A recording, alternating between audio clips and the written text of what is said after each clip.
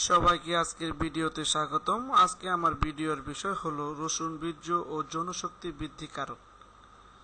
যৌনশক্তি এমন একটি জিনিস যা প্রত্যেকটি পুরুষ বা নারীর ক্ষেত্রে অত্যাবশ্যকীয়। তাই কিভাবে এর বৃদ্ধি ঘটানো যায় তাই এই ভিডিওটি দেখলে আমরা অবশ্যই জানতে পারবো। আসুন দেখি আজকের এই ভিডিওটি।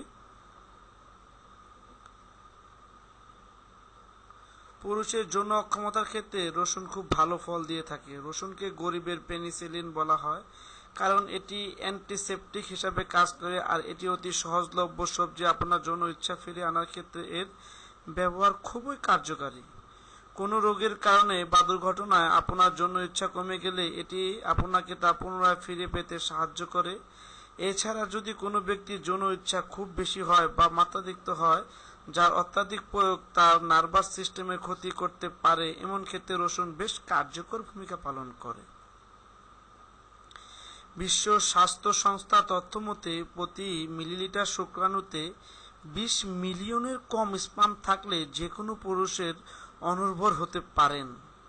বাজে খাদ্যাভ্যাস, ধূমপান, অ্যালকোহল, অনিয়ন্ত্রিত জীবন, ব্যায়ামে অনীহা প্রভৃতির কারণে দিন দিন অনুর্বরতা বাড়ছে। এক্ষেত্রে বিশেষ সহায়ক মশলা রসুন, কেননা সুস্থ স্পিন বা বীর্য তৈরিতে রসুনের জুড়ি মেলা ভার।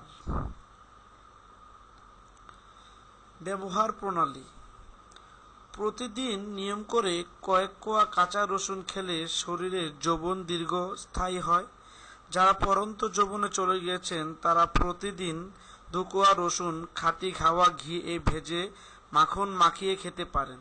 তবে খাওয়ার শেষে একটু গরম পানি বা দুধ খাওয়া উচিত, এতে ভালো ফল পাবেন।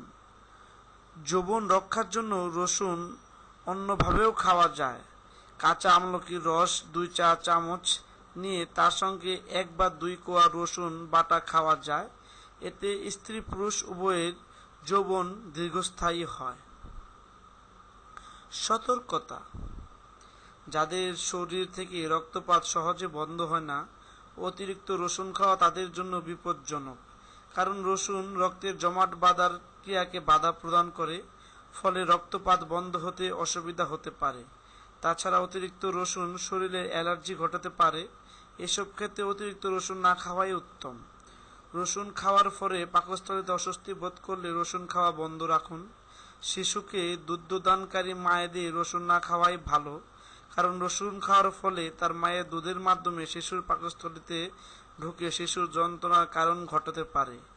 বিষয়গুলো সম্পর্কে সতর্ক থাকবেন। আমাদের এই ভিডিওটি যদি আপনাদের ভালো লেগে থাকে, যদি এই ভিডিওটি দেখলে কারো উপকার হবে বলে মনে হয়, অবশ্যই এই ভিডিওটি শেয়ার করুন। অন্যকে রসুনের ব্যবহার ও যৌবন শক্তি কীভাবে বৃদ্ধি করা যায় সেই সমস্ত জ্ঞান বাড়াতে সাহায্য করুন। সবাইকে পরবর্তী ভিডিওটি দেখার জন্য আবারও ধন্যবাদ জানিয়ে আজকে এখানেই শেষ করছি।